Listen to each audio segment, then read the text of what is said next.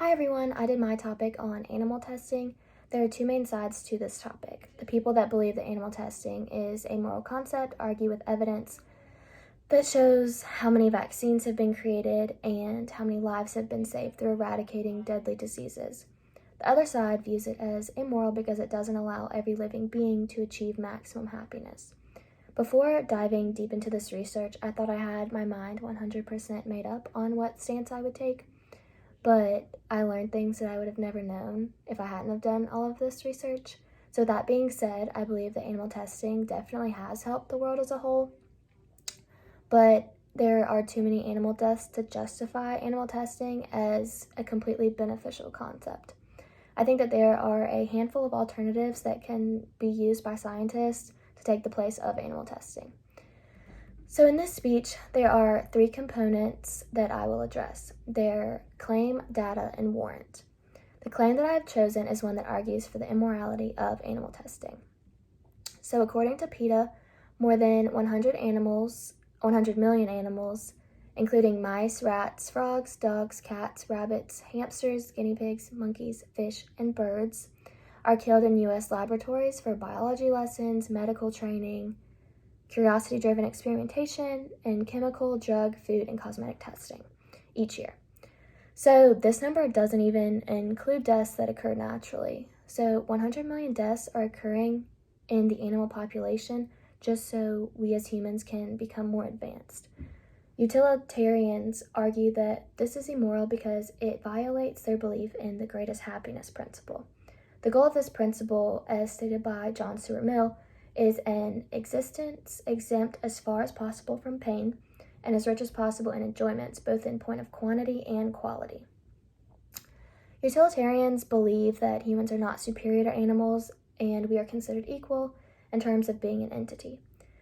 Animals are capable of the same pain and suffering that we are. They believe that it is unfair for us to benefit from animals if it entails suffering of any kind.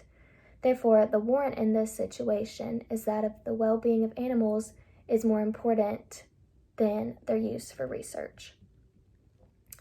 So one criticism of this argument is the positive effects that animal testing has had on medical innovations. So according to the Foundation for Biomedical Research, drugs used to combat cancer, HIV and AIDS, Alzheimer's, hepatitis, and malaria would not have been possible without research with primates.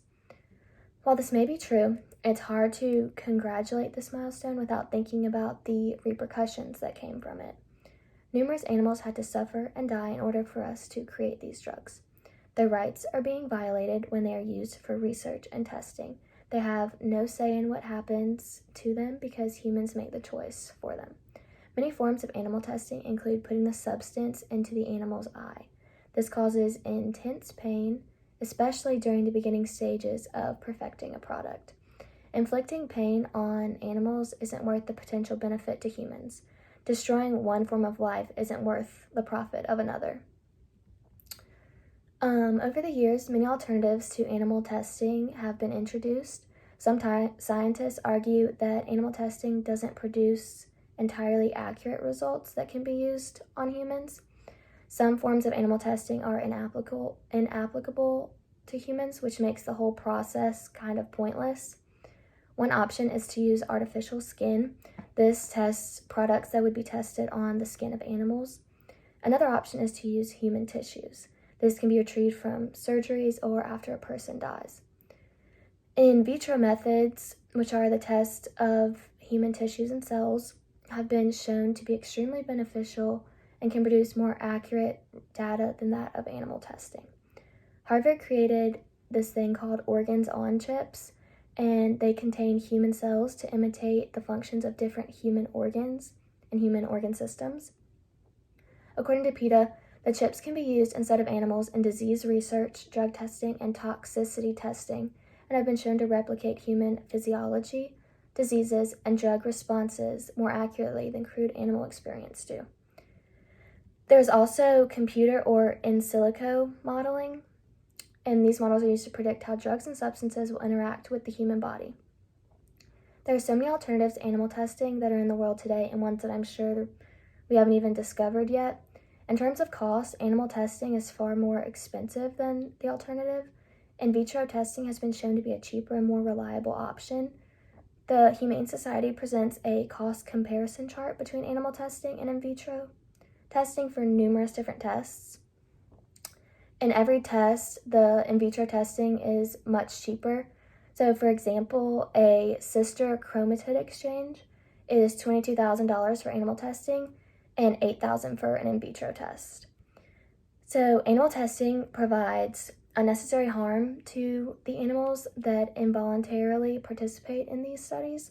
They are poked, prodded, and even killed just so humans can potentially benefit from the product.